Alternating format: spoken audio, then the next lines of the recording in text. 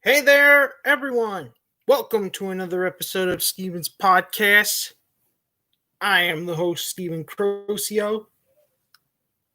Tonight we have a lot to discuss, especially Daniel Jeremiah's mock draft. I mean, seriously. I'm going to start off the night with the mock draft because I want to get it out of the way. I mean, seriously. Have you seen the mock draft yet? I mean, seriously.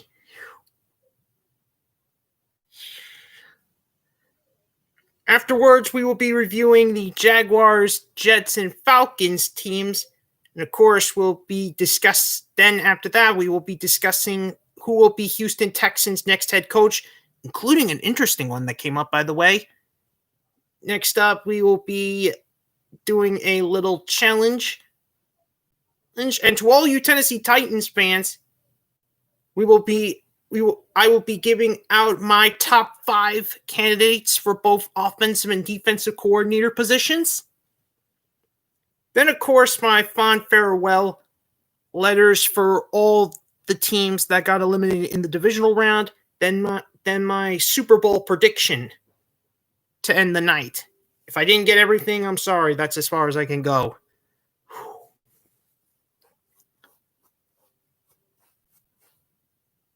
Yeah, anyways, let's start off with the mock draft. Shall we? Daniel Jeremiah. He predicted at number 1 that Jacksonville Jaguars will select Trevor Lawrence from Clemson. Now, everyone knows that. Daniel Jeremiah knows that. Everyone knows that. He predicted Trevor Lawrence will be the number 1 pick in the draft. Do you agree or disagree? Honestly, I'm still at the moment, but part of me says, yeah, it's going to be Trevor Lawrence.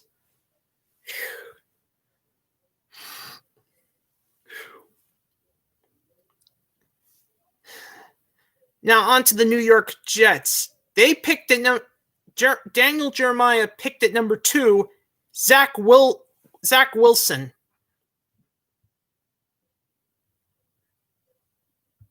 Quarterback from BYU. Yep, so that's basically the first 2 picks in Daniel Jeremiah's draft. Trevor Lawrence would be number 1 with Jacksonville, and Zach Wilson would be at number 2 for the Jets.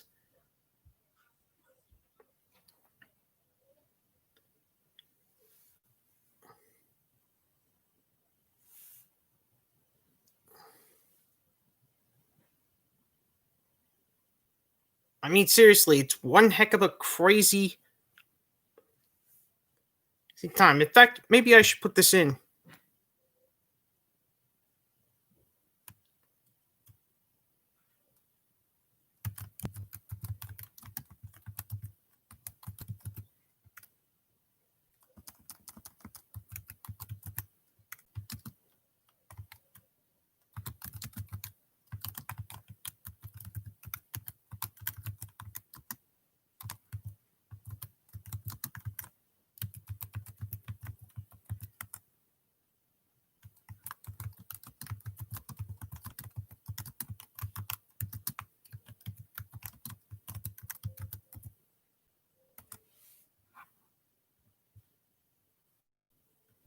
Everything you're seeing here, those are the picks that.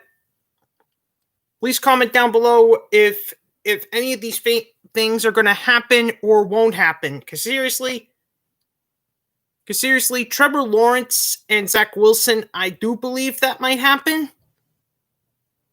I think if Trevor Lawrence doesn't come off the board, I think Zach Wilson will be the Jets' quarterback now.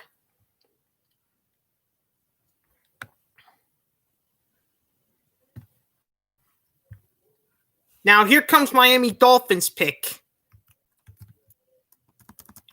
Here's what Daniel Jeremiah picked for Miami.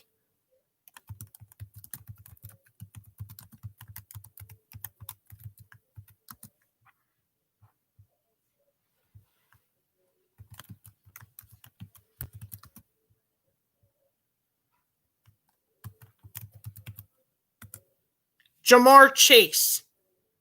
Jamar Chase over Devonta Smith, who played with Tua Tagovailoa back in Alabama. Are you kidding me?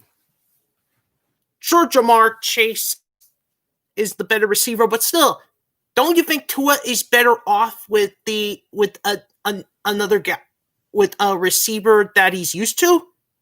I mean, seriously.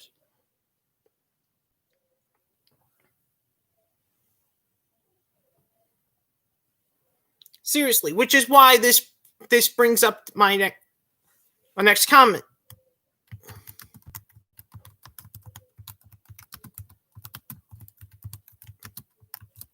Which brings us to my first question of the night. Do you think it should be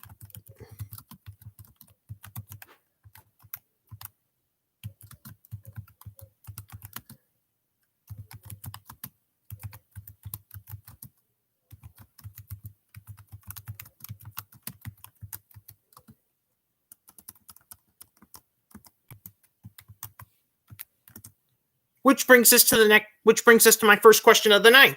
Do you think it should be Jamar Chase or Devonta Smith that should be drafted first? I mean, seriously.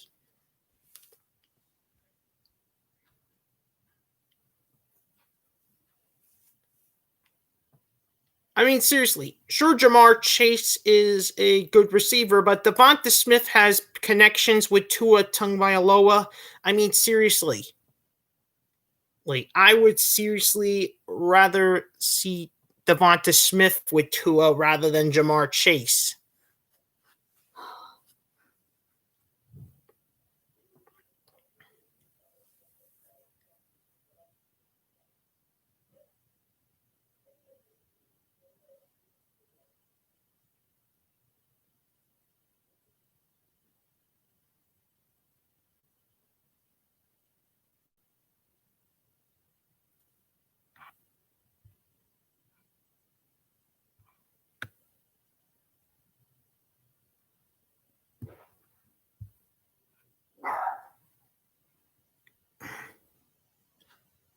You know what? Scratch that. I'm not putting it in the comments. The rest. I mean, seriously.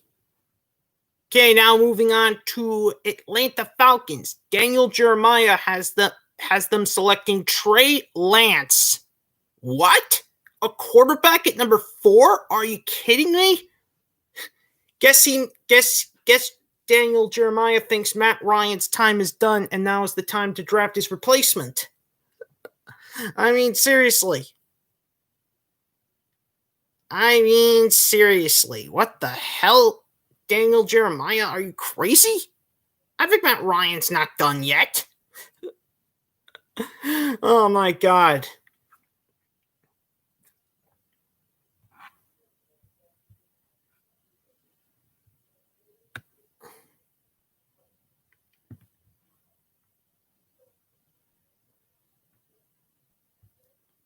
Now, let's move on to the Cincinnati Bengals at number 5. Next up, Rashawn Slater is Daniel Jeremiah's pick at number 5.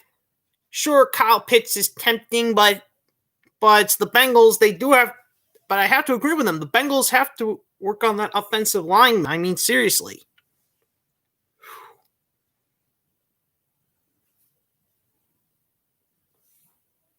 This is obviously one heck of a pick.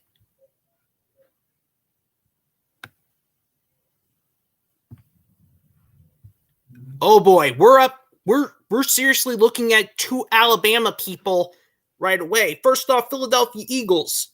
Daniel Jeremiah has them selecting Patrick Surtain, the cornerback from Alabama. Oh my God.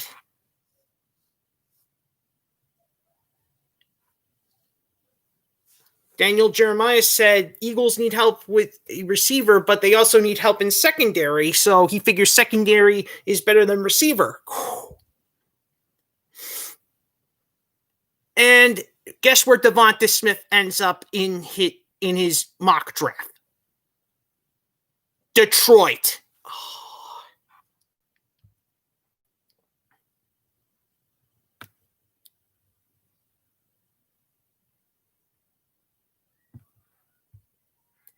I mean, seriously, Daniel Jeremiah thinks Devonta Smith is going to be treated like Calvin Johnson. Are you kidding me? Are you kidding me? I don't think so. No. No way. No way, Jose. That is not cool. That is not cool at all. Next up, the Carolina Panthers are up next. Daniel Jeremiah has them selecting Justin Fields from Ohio State, so he thinks he's going to go quarterback.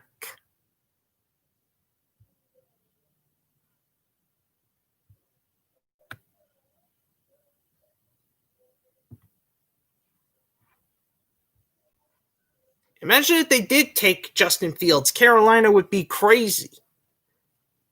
Matt Rule, you would definitely have your head in the drain. Now let's move on to the Denver Broncos.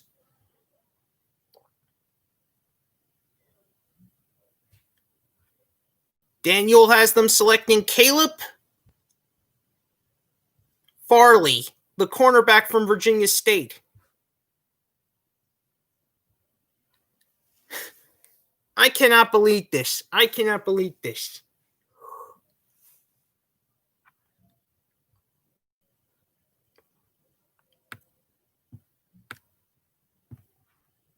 But then again, Farley does fit into that Vic Frango's defensive system. Now on to Dallas Cowboys. Cowboys? I think you're going to be surprised with what Daniel Jeremiah is going to give you. Last year you picked up CeeDee Lamb. This time Daniel Jeremiah thinks you'll select Penny Sewell, offensive tackle from Oregon. Now that would be one heck of a pick. They're projected to be number 3 with Miami, but Daniel Jeremiah has Penny drafted to Dallas. Imagine that. Dallas Cowboys fans would be freaking out. Would be celebrating right now. I mean, seriously. Who would have thought?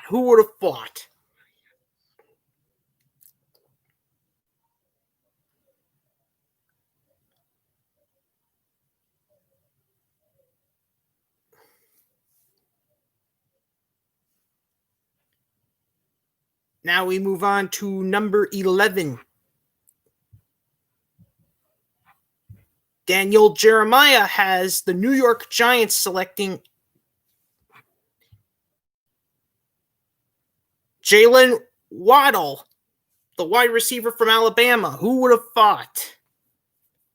Considering the fact that he barely did much.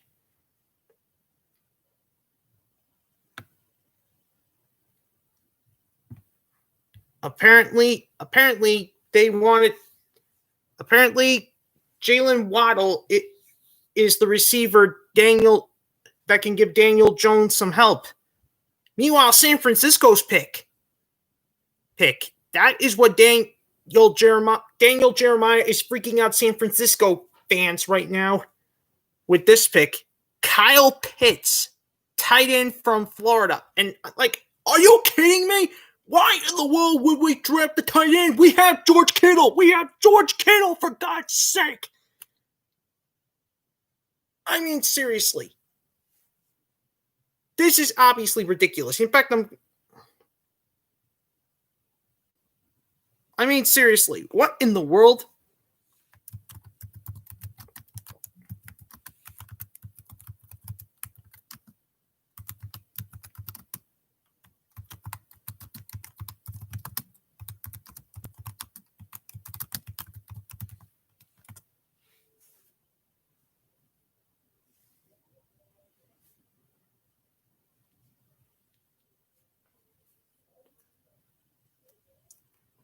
Even if these questions don't get answered, I hope they get answered in the comments section down below.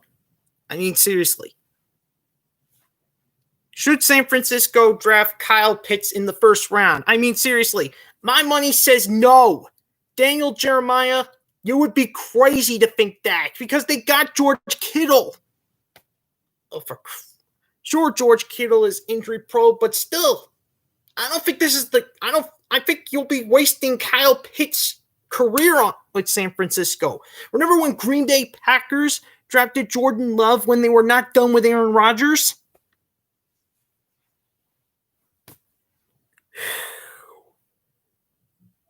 That would be insanity. That would be insanity.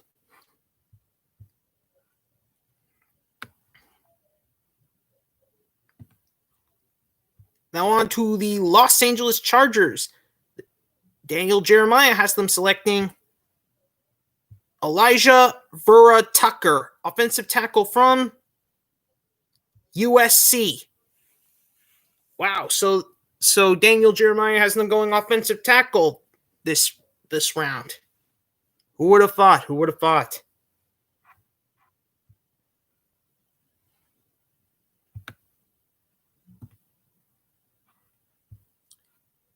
Meanwhile, we move on to Minnesota Vikings. Daniel Jeremiah has them selecting Gregory Rousseau.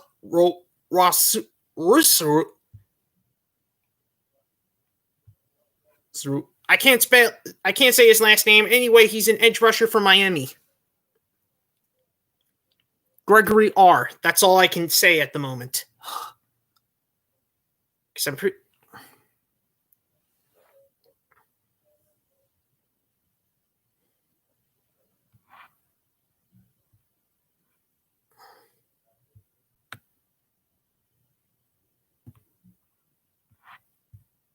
Now we move on to New England Patriots. Daniel Jeremiah has them selecting Micah Parsons, linebacker from Penn State. They really have them focus on. They really have the Patriots focusing on defense. Who would have thought?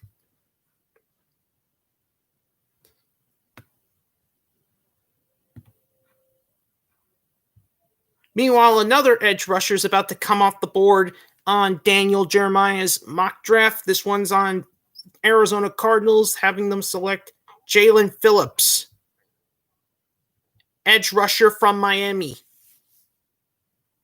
Wow. 2 edge rushers drafted right away by back-to-back. First New England, first Minnesota, then Arizona. I shouldn't take the back. No. Anyways, let's move on to the next one.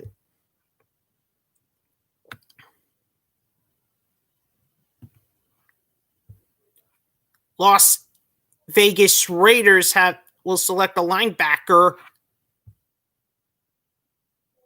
from Notre Dame. I can't spell his last name.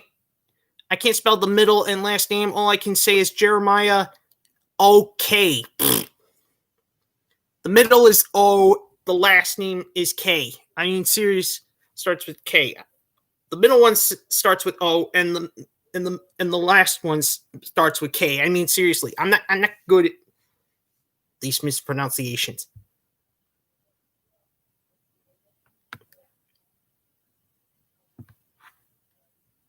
With the pick they have, Daniel Jeremiah has Miami Dolphins selecting Christian Darrisaw, offensive tackle from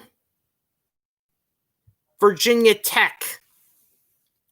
So after drafting a receiver, Daniel Jeremiah has them backing up Tua with another offensive tackle. Trying to build that offensive alignment.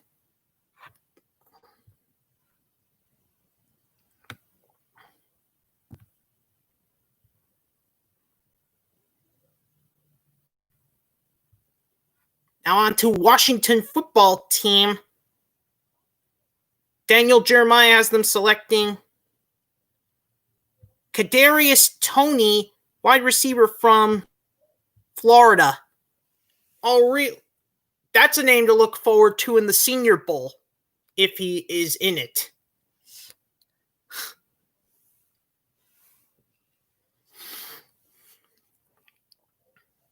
Speaking of the Senior Bowl,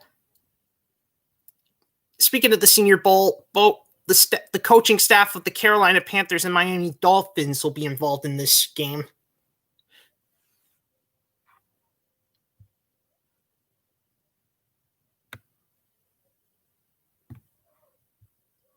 Next up, we got the Chicago Bears.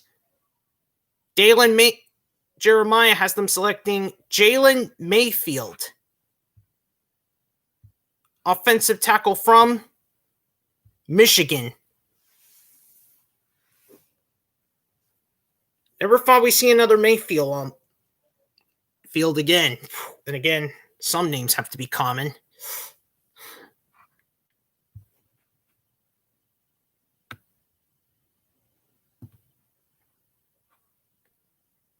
Now, for all you Indianapolis Colts fans, you better buckle up your seats.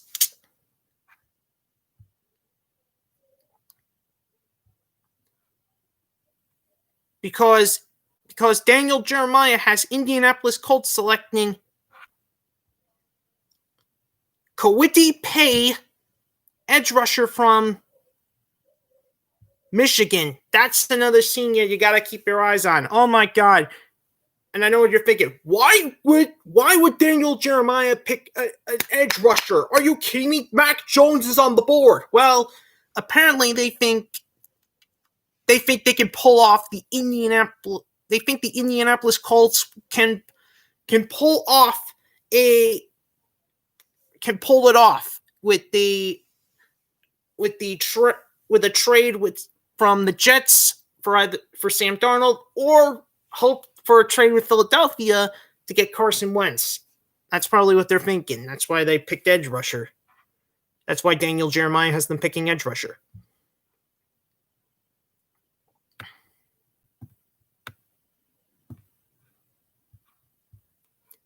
Now, Tennessee Titans. Daniel Jeremiah thinks they're going to release Malcolm Butler if they think Tennessee Titans are going to pick this guy. I mean, seriously, what in the world? I mean, seriously, Daniel Jeremiah, you must be high, or you don't know Tennessee Titans fans better than anyone. I mean, seriously. Daniel Jeremiah has them selecting J.C. Horn, cornerback from South Carolina. Are you kidding me? A cornerback over an edge rusher? No. Unless we were releasing Malcolm Butler, you must be high, Daniel Jeremiah. Man, imagine if they do release Malcolm Butler, then this draft pick makes sense. But it isn't at the moment. It isn't at the moment, Daniel Jeremiah. Oh, my God.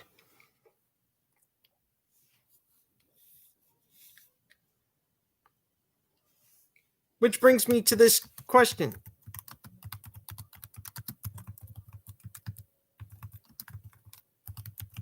Do you think Tennessee Titans will release Malcolm Butler? I mean, seriously, this question has to be answered because of this draft pick. Pick Daniel Jeremiah thinks they're getting. J.C. Horn from South Carolina. I mean, seriously. J.C. Horn? Daniel Jeremiah, either you must be high to think Tennessee Titans would draft J.C. Horn. Either that, or you think Malcolm Butler is going to be released. Why else would you say J.C. Horn? Unbelievable.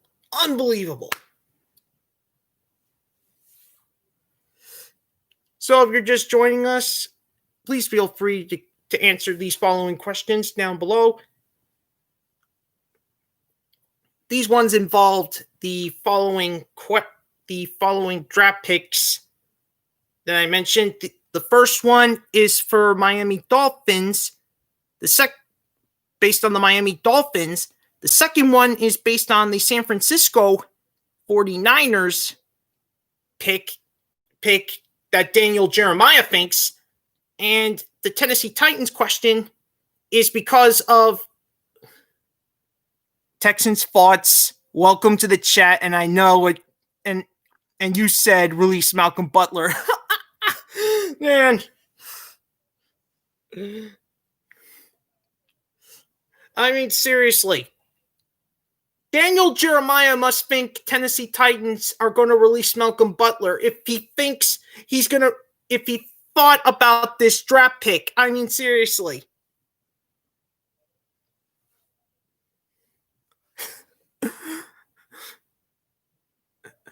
I mean, seriously. That is ridiculous. Yes, Jags got Trevor. Well, not quite yet. This is Daniel Jeremiah's mock draft. But still. Now we move on to the next one.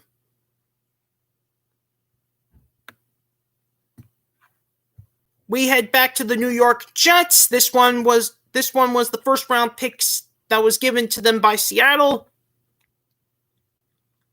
Jets chose Phillips. Welcome back in. We're now discussing the New York Jets' second pick.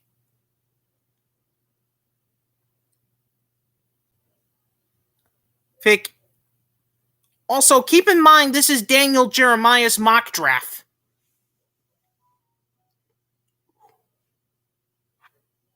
Anyways, let's move on to the Jets. Let's move on to the Jets' 23rd pick. They get this pick from Seattle.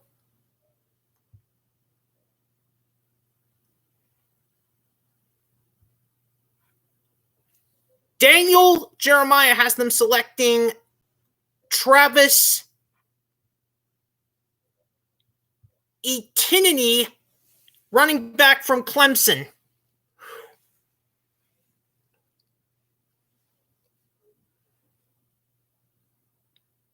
Ooh, sorry.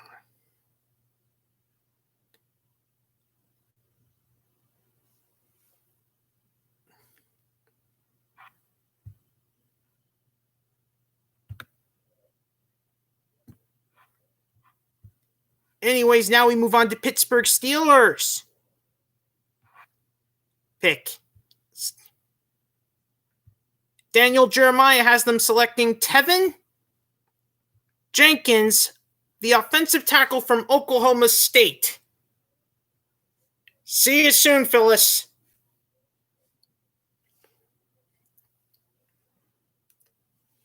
So yeah, Daniel Jeremiah has Steelers going offensive tackle in this mock draft. I mean, seriously. Which raises some concern, considering the fact that Pittsburgh, well, Big Ben's not out of the woods yet, which means this draft pick makes sense at the moment.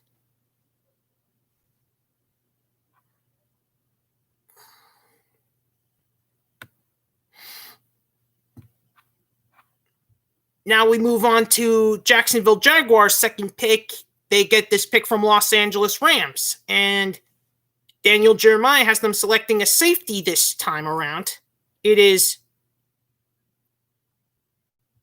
Trayvon Morik from TCU.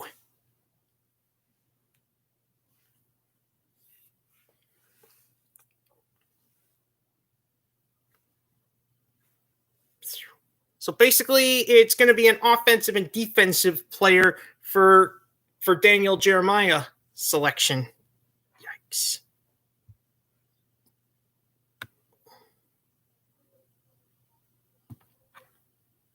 After Cleveland and Baltimore, we stop because the playoffs brackets have not been determined.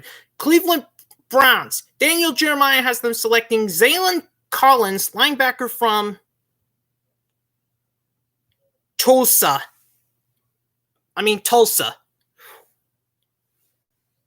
So yeah, Daniel Jeremiah has Cleveland selecting a linebacker in the first round.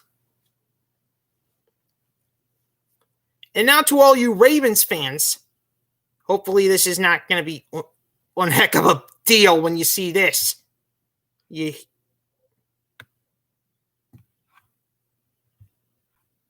Baltimore Ravens has Daniel Jeremiah has Baltimore Ravens selecting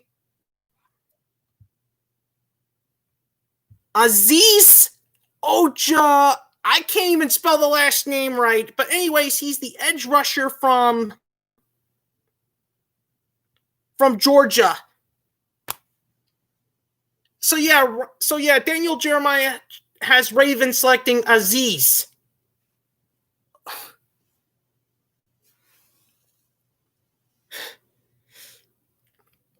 And that's basically much it. Ravens selecting Aziz? Are you kidding me?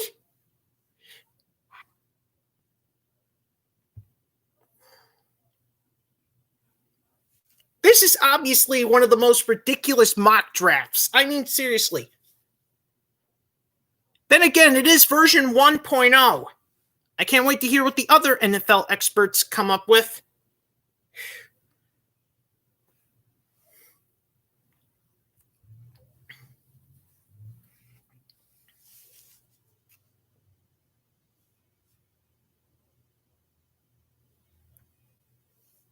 I mean, seriously.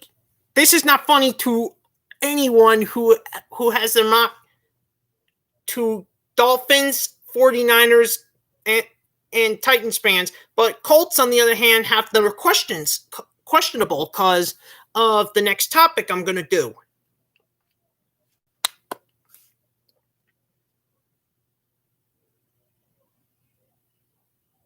So basically, we're going to grade the Jaguars, Jets, and Falcons later. Right now, we're going to be doing the Indianapolis Colts quarterback topic after Phillip Rivers announced his retirement. I mean, seriously, who would have expected that could happen later on? Just why I'm gonna keep this topic on for a few minutes. And comment down below. Who do you think will be Indianapolis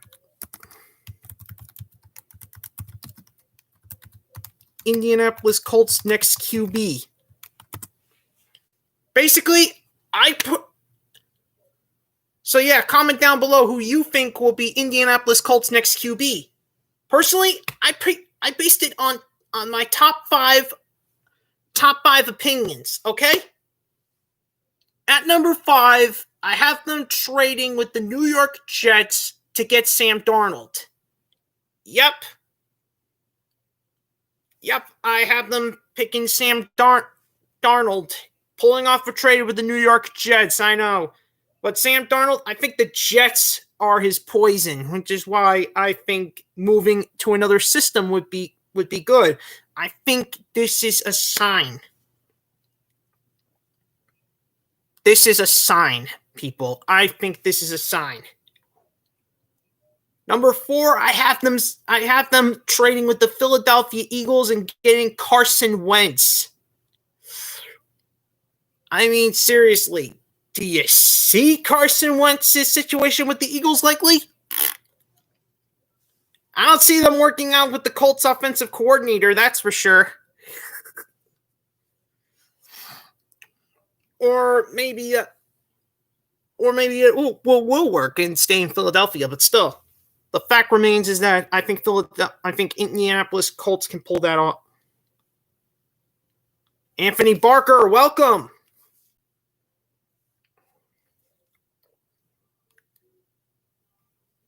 At number 3,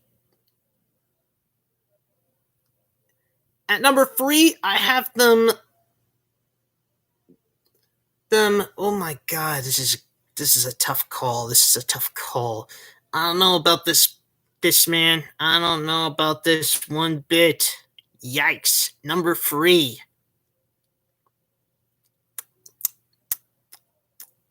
Number 3 is a tough one. I mean, number 1 and 2 are easy, but number 3, it's a tough call. It is a tough call. For my third pick, yikes. Oh my God, I hate to say this, but somehow they'll pull off a trade with Desean Watson. I'm sorry, folks. I know it sounds impossible, but something tells me Desean Watson would be in Indianapolis. I mean, seriously. I can't help it. I mean, seriously. Have you seen Indianapolis roster? I think Desean Watson would fit in quite well, but of course, y'all know what happens. Houston would never allow this. They are the division foes. I'm aware of it, which is why Tim Kelly probably never got a chance to end up with an offensive coordinator somewhere else, because I bet they know Mike Vrabel was trying to get him. Oh, man.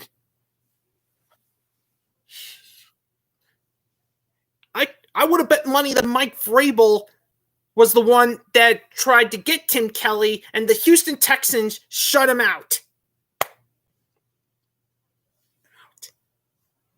And basically, last time when the Tennessee Titans tried to get Peyton Manning from Indy, sure was free agency, but still it ended up in disaster. Peyton Manning ended up in Denver. The number one pick is going to be Trevor Lawrence. We'll just see about that. Anyways, yeah, Desean Watson's my number 3. Now moving on to number 2.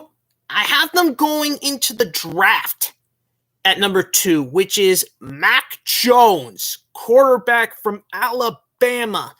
I know. We got Trevor Lawrence soon to be in Jacksonville, but I think that we could see a Jacksonville Jaguars versus Indianapolis Colts match become the NFL version of Alabama versus Clemson. Sure, it's between the quarterbacks, but still, I think Jacksonville and Indianapolis would become, if Zach Wilson and Trevor Lawrence were to be drafted by those two teams, we could see Alabama versus Clemson reborn.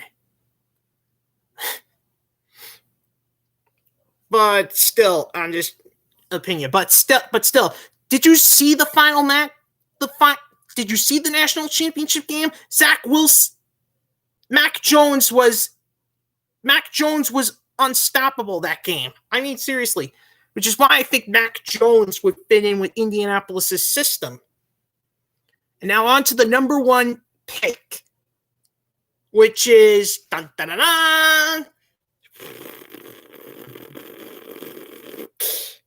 Dak Prescott. And I know what you're thinking. What the heck? I know, but something tells me Dallas Cowboys would be letting him go. They can't. I think Dallas can't afford Dak Prescott, and I think that he will be released, and therefore Indianapolis will swoop right in and take him in. I mean, seriously, the AFC South is basically a quarterback free-for-all minus Ryan Tannehill. I mean, besides Ryan Tannehill, the AFC South is starting quarterbackless right now at the moment. I can see Dak Prescott going into Indianapolis the most. But if he ends up in Houston, that would be fine.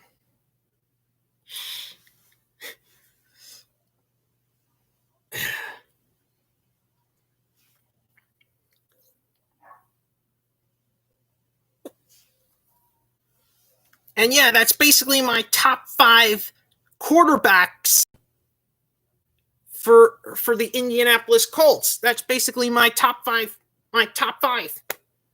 to be precise. Now we move on to our next topic, the Houston Texans. Basically, the Houston Texans are the last team to get a head coach this season. Who would have thought? Houston Texans are the last head coachless team standing. And we just got one heck of a juicy name on there. Josh McCown. Who would have thought? Who would have thought Josh McCown would actually apply to be a head coach? I mean, seriously. Texans interviewed with Jim Caldwell today. And they also interviewed Josh McCown as well. Who would have thought? Josh McCown? Man, that would be crazy if Josh McCown starts his coaching debut with Houston. Man, that would be crazy if Houston Texans actually start their coaching gig in Houston. I mean, seriously. Which brings me to my next topic.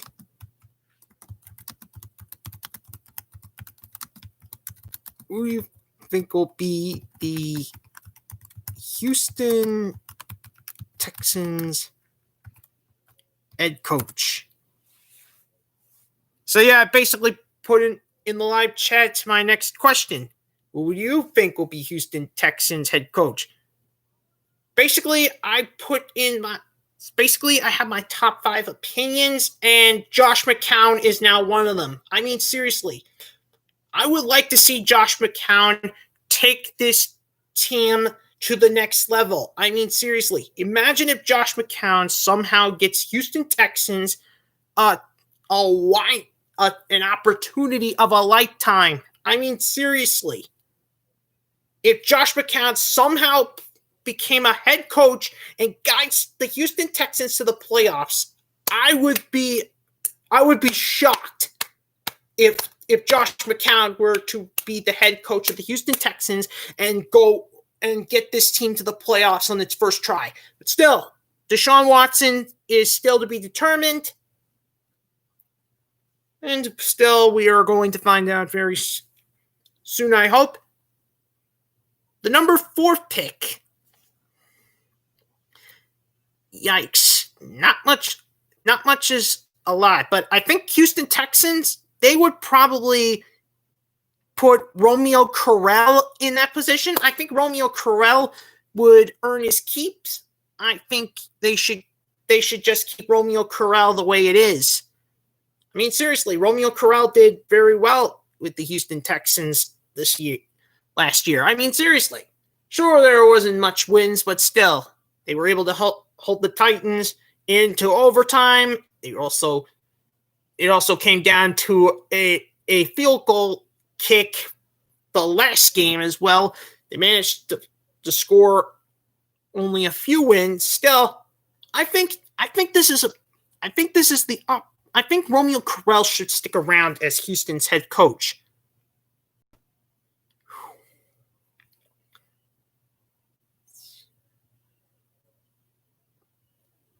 And as for number 3, God, this is a tough one. I think they should contact Patriots linebacker coach Gerard Mayo. Gerard Mayo was the Patriots linebacker coach. I think and I know Philadelphia interviewed him before signing Nick Sirianni. If Gerard wants a chance, I think Houston Texans is the team. Number 2 would be Josh McDaniel as well. Josh McDaniel, because he's the offensive coordinator for New England Patriots, and I think he's been on that for quite a while. He ought to give up. Bill Belichick is stubborn. Stop wasting your time, Josh McDaniel.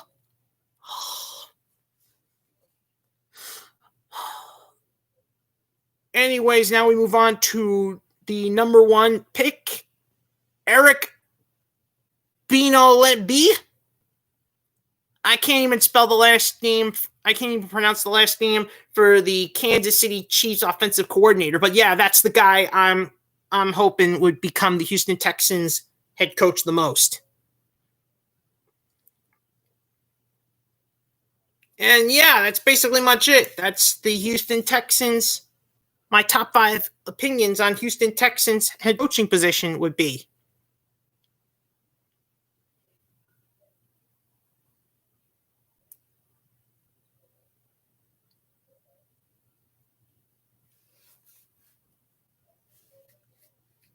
So yeah, Houston Texans, they're going to be in a big time predicament considering the fact that they're the last team left standing. I bet they're going to they might wait until the playoffs are over before getting a head coach.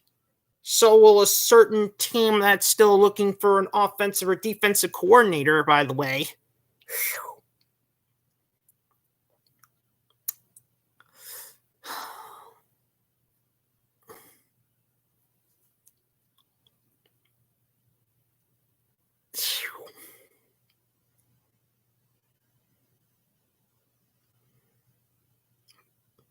I mean, seriously, the Houston Texans, this ought to be a popular spot at this moment, because now, what in the world? Why is Houston Texans the last team?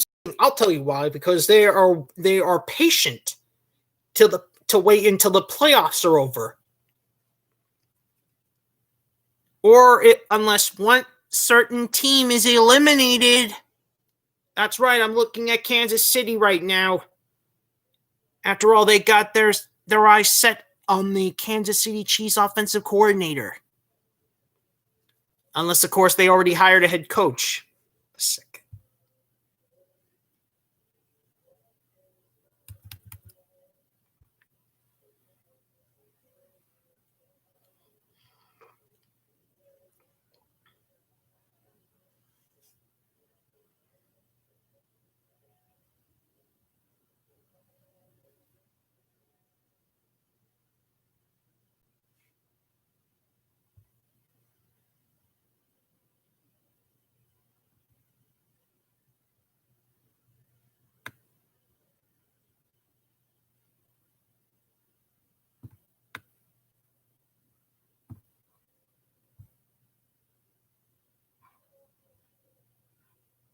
Nope, still quiet.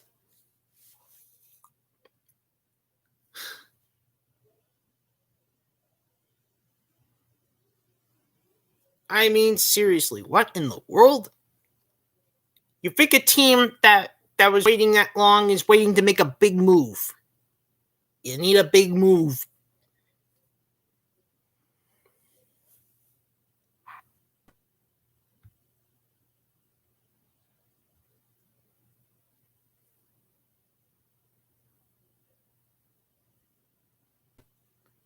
You need a big move, and you need it now.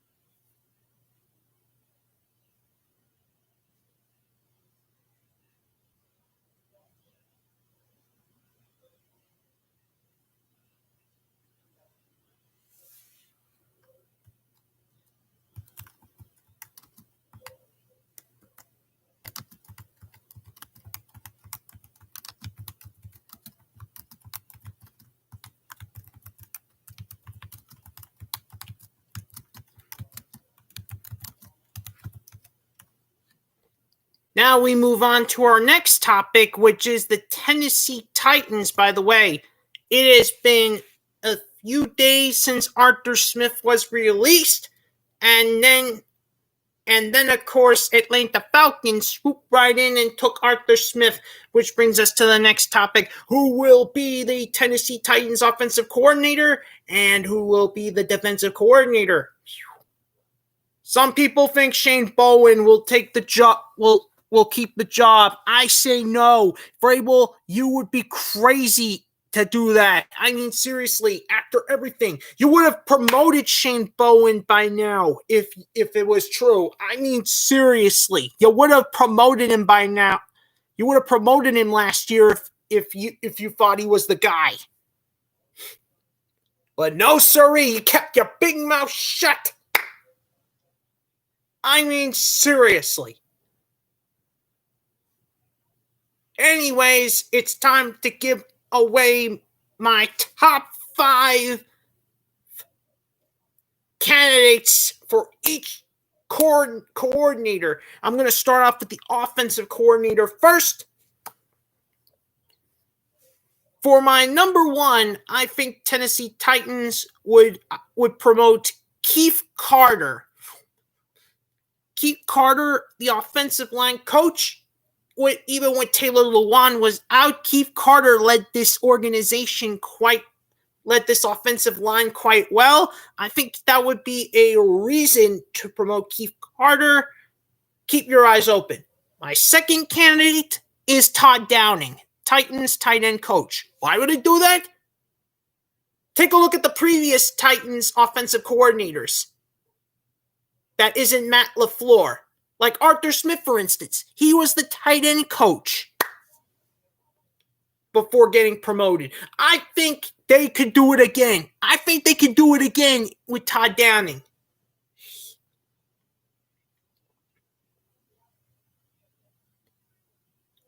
My third candidate would be Phil Longo from North Carolina.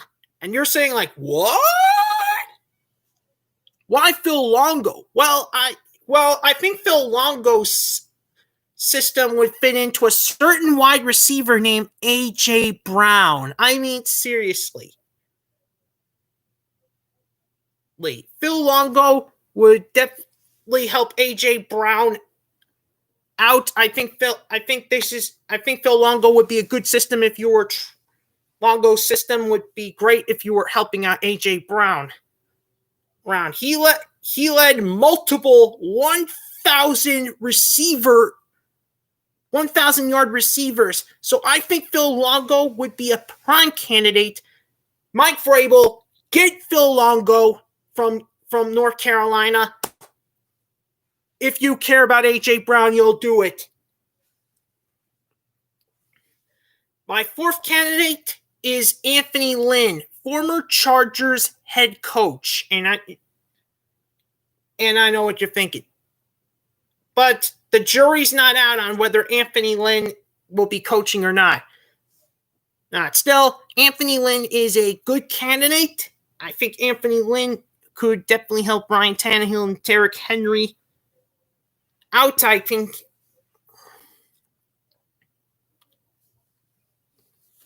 Now we move on to my fifth candidate, and right now he's interviewing with Pittsburgh Steelers at the moment. Pep Hamilton. That's right, Pep Hamilton, Los Angeles Chargers quarterback coach. Right now he was interviewing with Pittsburgh Steelers. The Matt Canada promotion has not been announced yet, so they're still looking for an offensive coordinator. And the reason I picked Pep Hamilton is because he's the quarterback coach, so he can help Ryan Tannehill turn his season around. I think Pep Hamilton would definitely be the offensive coordinator. And yeah, that's basically my top five picks. Keith Carter, Todd Downing, Phil Longo, Anthony Lynn, and finally Pep Hamilton. Those are my top 5 offensive coordinator selections. Now I move on to my top 5 defensive coordinator candidates. Now let's move on to my top 5 defensive coordinator candidates. Starting at number 1, I have Tennessee Titans going Terrell Austin. And you're all thinking like, what? But Terrell Austin stinks. Why on earth would you do that?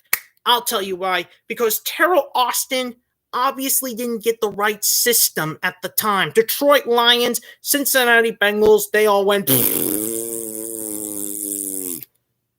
Obviously, Terrell Austin wasn't working with the right defense when he was a defensive coordinator. I think if Terrell Austin becomes Titans defensive coordinator, I think he could turn the system better than Shane Bowen could. I mean, seriously, Terrell Austin is a prime candidate. Plus, Terrell Austin already interviewed with the Tennessee Titans, so keep your eyes open if Terrell Austin gets announced.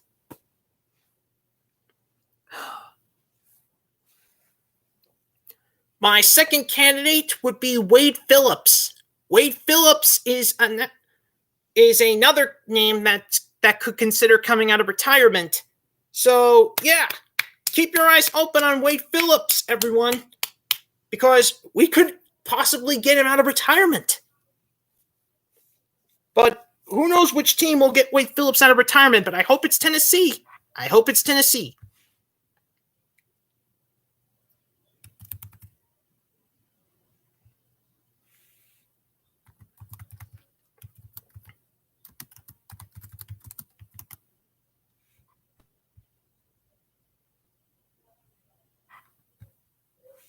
Now, for my third candidate, I have to wonder if Tennessee Titans are waiting for Buffalo Bills season to end before picking this guy up. I mean, seriously. Here's who I think should be at number 3. The Buffalo Bills defensive back coach, John Butler. And I was like, oh my God, that's a sticking wild card move. I know. But if John Butler, and then you're saying like, he led Buffalo Bills cornerbacks that got stiff-armed by Derrick Henry. And I know. But I have a feeling that if John Butler becomes the defensive coordinator for the Tennessee Titans, he could turn Adoree Jackson, Christian Fulton around. I think seriously.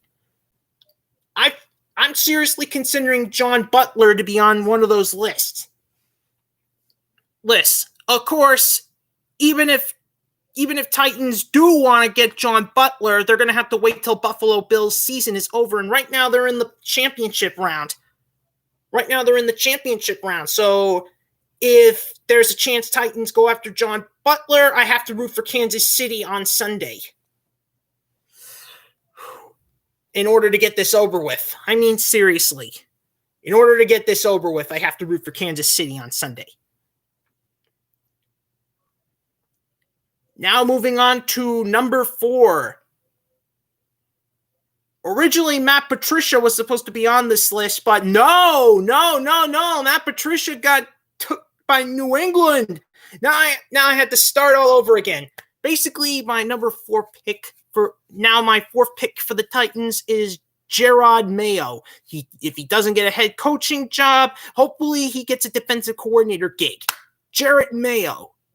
Patriots linebacker coach. If Houston Texans don't give him the last head coaching spot, maybe a trip to Tennessee Titans as their defensive coordinator would help. I mean, seriously. Obviously a great system there. And now for my final pick. And here's the thing. It was my number 1 pick back in last year, but he left before I can actually say it. That's right. It's Kerry Coombs from Ohio State. And you're like saying, are you crazy? Did you see the championship match? I know, but still. Kerry Coombs was my number 1 pick last year before he left the Titans for Ohio State. That's what dragged, and I bet that's what dragged Mike Vrabel to be defensive coordinator-less. Because Jerry Coombs broke our hearts. I bet. But if Titans do want to get Kerry Coombs back, now would be the time to do it. I think now would be the time to do it. I mean, seriously. Please, if you want Kerry Coombs back, please get him now. So yeah, that's basically my final.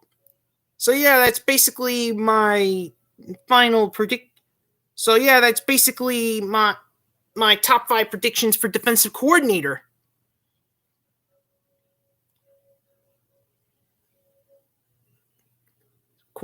Terrell Austin, Wade Phillips, John Butler, Gerard Mayo, and Kerry Coombs. Those are my top 5 right there.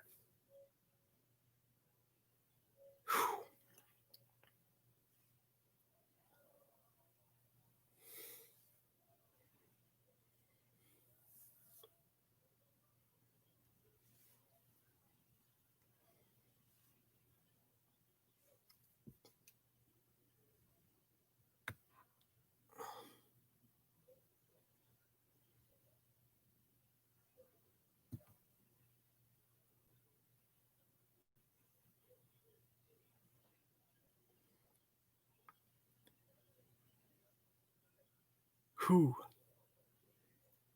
And now we move on to the grading situations between the Jacksonville Jaguars, New York Jets, and Atlanta Falcons. We're going to, and of course, Los Angeles.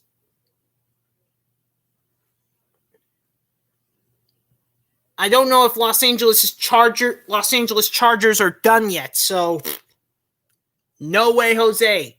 They had a chance to steal Rams' offensive coordinator, so no, they're not done. So no, Chargers are not done. So let's move on to Jaguars, Jets, and Falcons. Basically, Jacksonville, they created a crazy roster. I mean, seriously. Urban Meyer as their head coach. And I know I know the offensive coordinator, but I'm afraid it'll mispronounce it wrong. And based on the way Jacksonville built their roster from offensive coordinator to defensive coordinator and special teams coordinator, I'm not so sure Urban Meyer is trying to build this team from the ground up. I don't know about that. Basically, they stole the Baltimore Ravens defensive line coach to be their defensive coordinator, who was also a former Jacksonville Jaguar, by the way. And of course, a former Detroit Lion for the offensive coordinator position. Special teams coordinator, I forgot about the position already. Crap. Anyways, I got to give the Jacksonville Jaguars at least a C+, based on coaching gigs. Now on to the New York Jets. Now, the New York Jets surprised us on the offensive coordinator position. But we're going to start off with the head coach. Robert Zaliff? Are you kidding me? Robert Zaliff?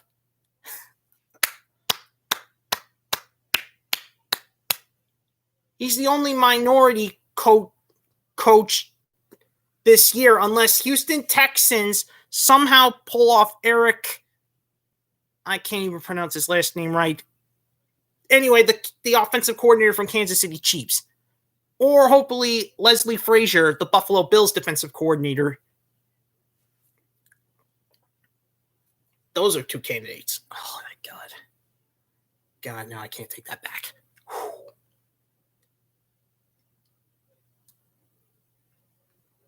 Anyways, yeah. So, yeah.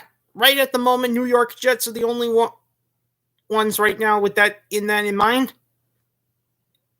And the LaFleur family is wearing all green because they have Mike LaFleur as offensive coordinator. Basically, he's one of the offensive coordinator gigs for Tennessee, but he chose New York Jets because of the Robert Zaliff connection. Gotta be kidding me.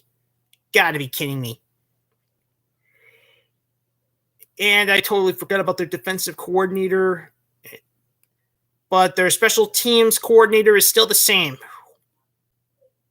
I gotta give the New York Jets a C+ too, because obviously. And for Atlanta Falcons, basically they're copying Tennessee Titans right now by stealing some of their guys. I mean, seriously, have you seen the group? Head coach, Arthur Smith. Offensive coordinator, Darrell Ragon. Defensive coordinator, Dean Pease. Except for the special teams coordinator, which is McKenzie from Detroit Lions. I mean, seriously. I can't even look at that Falcons and compare them to the Tennessee Titans. I mean, seriously. And their general manager, Terry Fontenot from the New Orleans Saints. Can't wait to see what Fontenot is going to do for Arthur Smith. I mean, seriously.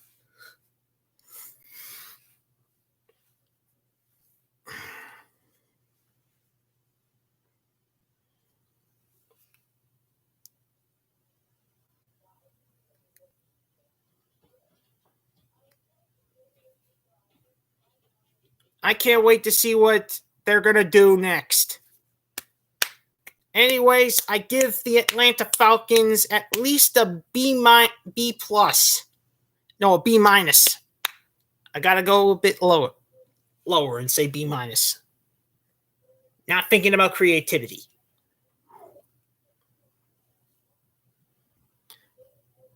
Now on to the farewells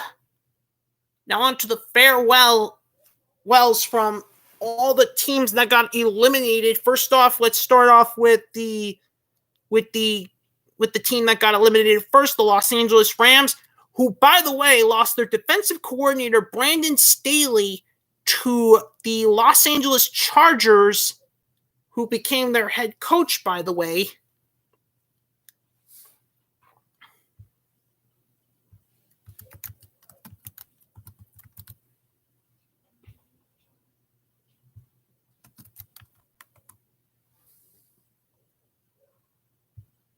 But then got Raheem Morris as their defensive coordinator. So, yeah, that's basically a win-win situation.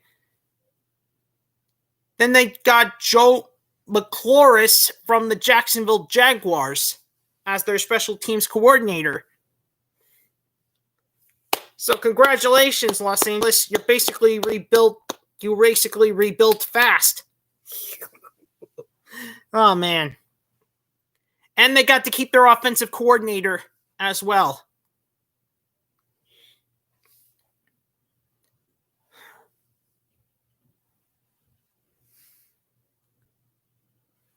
Now moving on to the Baltimore Ravens, who suffered a major defeat against the Buffalo Bills. The Ravens, they lost a lot of coaches. They lost some coaches along the way. They lost their defensive line coach to Jacksonville, but then replaced him with Anthony Weaver. I mean, seriously, Anthony Weaver. Who would have thought? No, wait. Unless, of course, there was a court, but they also got Rob Ryan as well. So, anyways, Ravens, they got a lot to rebuild upon. They already released a lot of players, including Robert Griffin III and Mark Ingram.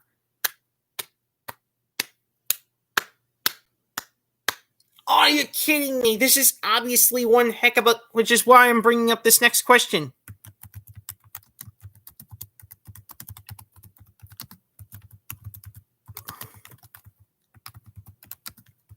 Where do you think Robert Griffin III and Mark Ingram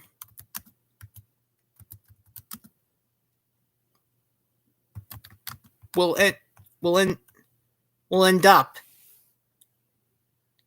Well, right now, Dwayne Haskins is with Pittsburgh Steelers right now, so that's out of the question. I can't believe Pittsburgh Steelers picked up Dwayne Haskins before free agency. I mean, seriously. Oh my God. Anyways, I think I know where Robert Griffin III might end up. If Tennessee Titans are interested in backing up Ryan Tannehill with Robert Griffin III, I don't mind them picking Robert Griffin III because they'll have a decent backup, and of course, but then there's the possibility that they could draft a backup quarterback later on, maybe day 3, perhaps, with Kellen Moore III from Texas A&M. After all, Ryan Tannehill went there as well. Or wait. Oh, I totally forgot about that. As for Mark Ingram, I think he'll end up in Seattle. The Seahawks are in desperate need in major running back help. I think Seattle would be perfect for Mark Ingram. I don't see him going back to New Orleans, not after the way he was treated. No, sorry. You think he's gonna be behind both Alvin Kamara and Latavius Murray? No, sirree. No siree. Stay away from your old hometown, Mark Ingram. I mean, seriously.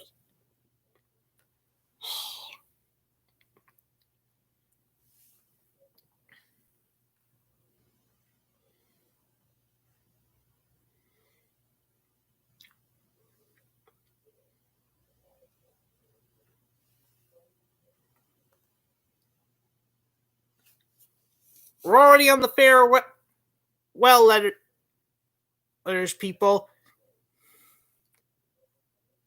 We just did Los Angeles and Rams and Baltimore Ravens. Now we move on to Cleveland Browns. The Cleveland Browns, they shocked us the most by making their first playoff appearance, and in the wild card round, surprisingly won their game against Pittsburgh Steelers in the wild card round without their head coach Kevin Stefanski.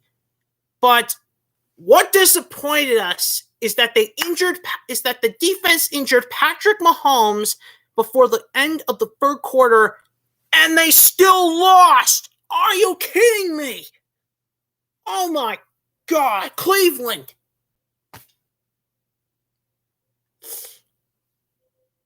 They're like, no.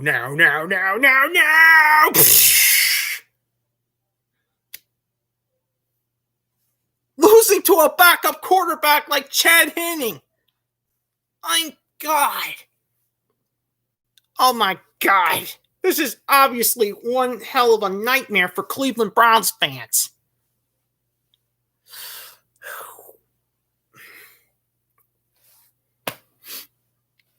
And now Cleveland Browns heads to free agency. Hopefully they can get a few people that make up for that humiliating defeat. I mean, seriously. Cleveland Browns seriously need to get over that crazy loss.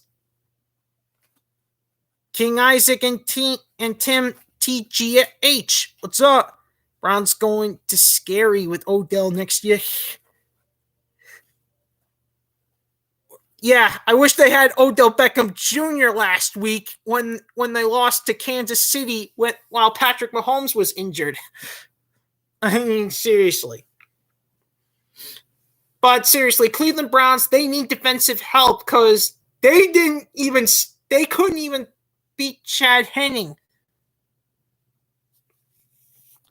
And now instead, Kansas City's is one victory away from a Super Bowl, and he's out of concussion protocol. I cannot believe this.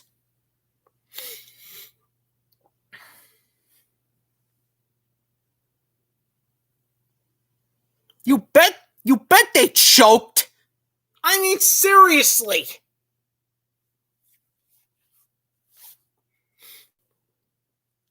Cleveland Browns choked on what was a very big game.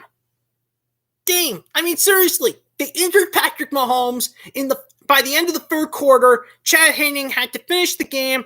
And what did they do? They ended up like this. No.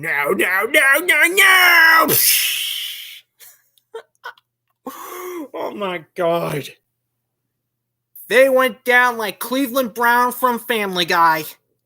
Oh God.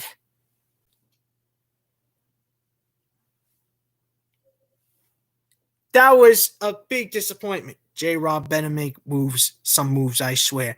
I completely agree with you, King Isaac.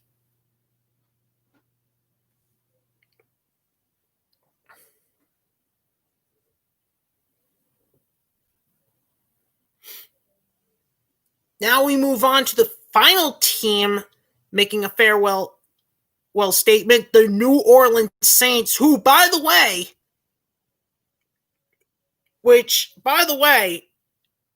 was one of the most craziest seasons of them all, losing to Tampa Bay after sweeping them in the regular season. Is this really the end of Drew Brees? That's what I'm going to ask. Is it the end of Drew Brees and who will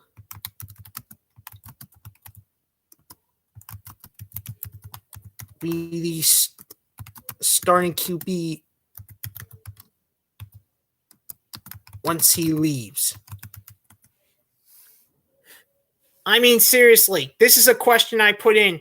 Is it the end of Drew Brees and who will be the starting QB once he leaves? It is quite simple. I listed my top 5 quarterbacks to replace Drew Brees. I mean, seriously. My number 5 is Taysom Hill because of the whole thing. Taysom Hill, however, is not exactly what I call a great candidate, but still, I think Taysom Hill proves that he's ready to be a leader. He managed to give some victories.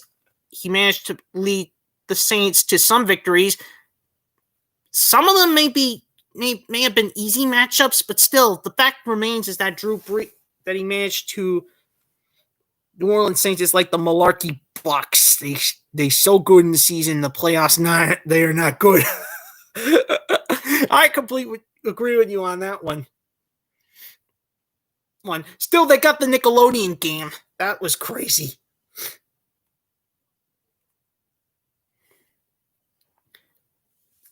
Still, if they had lost in the wild card on Nickelodeon, that would have been a good way that would be a crazy way for Drew Brees to go out on. Anyways, yeah, my 5th pick is Taysom Hill. Now moving on to number 4, I think would be Jameis Winston. And because Jameis Winston, he pulled off that crazy play for New Orleans. He pulled off that crazy play against his former team. I mean, seriously. What a bizarre throw and catch. I mean, seriously.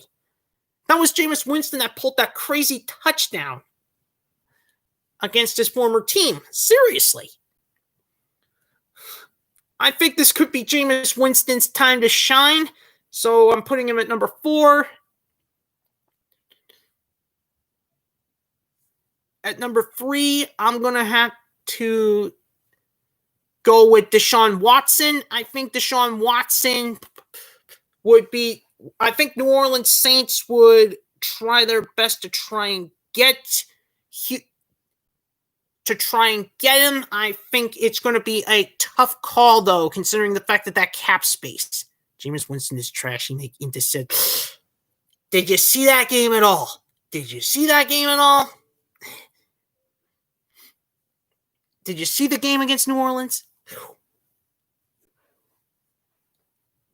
True. New Orleans Saints. They're going into the season with one of the worst cap spaces of them all. It's going to take a lot of time, but if they can get Desean Watson, they could end up on track. I mean, seriously. They would have to clear a lot of cap space if Jameis Winston and Taysom Hill are not tagged, but I think Desean Watson would be 3rd. 2nd place would be Joe Flacco. Joe Flacco, why? It's simple. I think New York Jets will let him go, which will give Flacco a chance to end his career. You'll have to release half of these players. I completely agree with you on that. I completely agree. But something tells me New Orleans would be desperate to replace Drew Brees if that's true. I think New Orleans will be desperate if it's true. So yeah, my number 2 is going to be Joe Flacco because Joe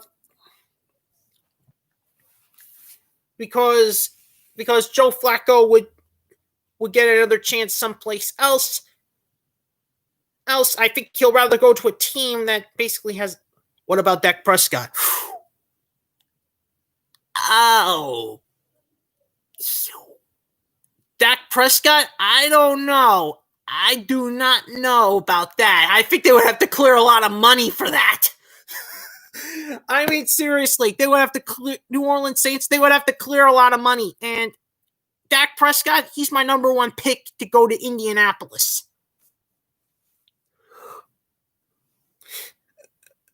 I say Colts have a better chance of getting Dak Prescott than Saints.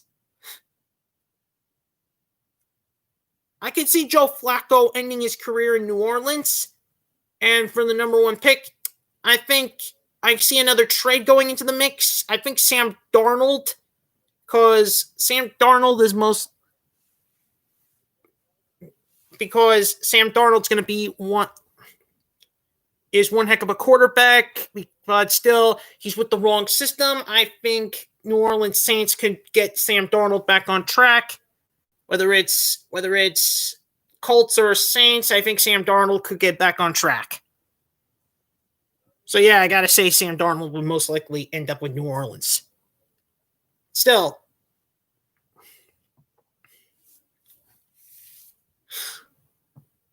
now we move on to the Super Bowl predictions. That's right.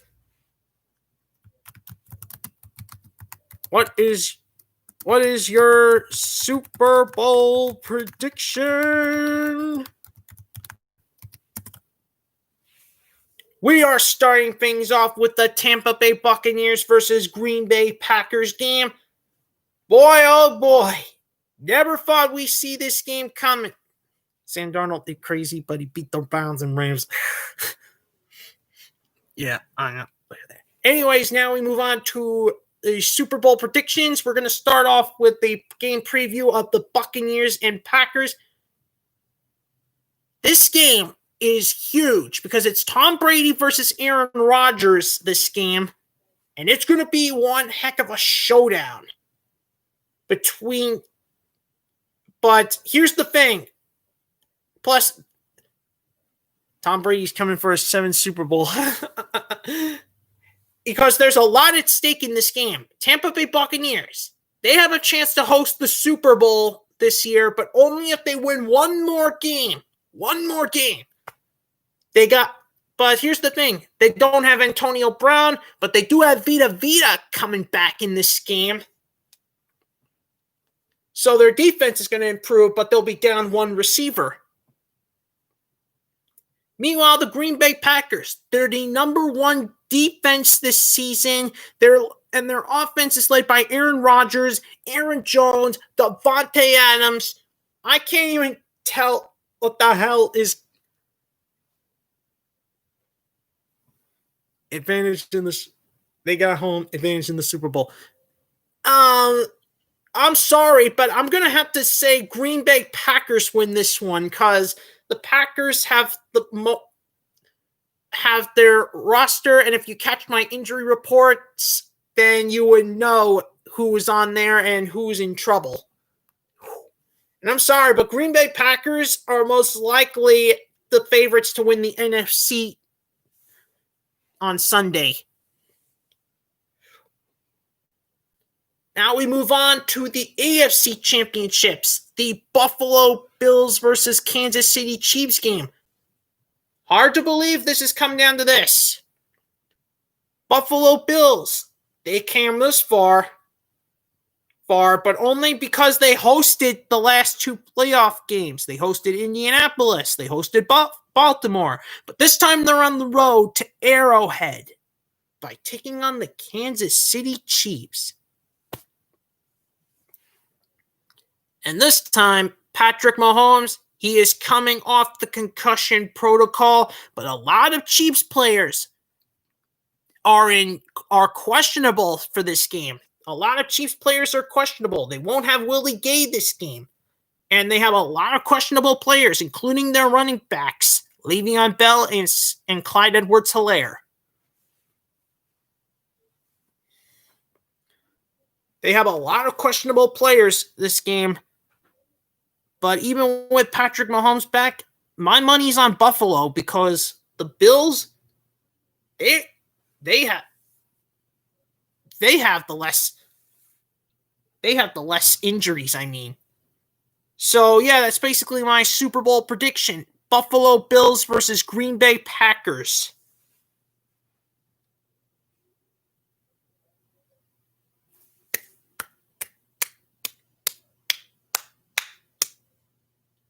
And I already announced which game I'll be live streaming on Sunday. It's Buffalo Bills versus Kansas City Chiefs. So to all you Buccaneers and Packers fans, better hope you win so I can do Super Bowl.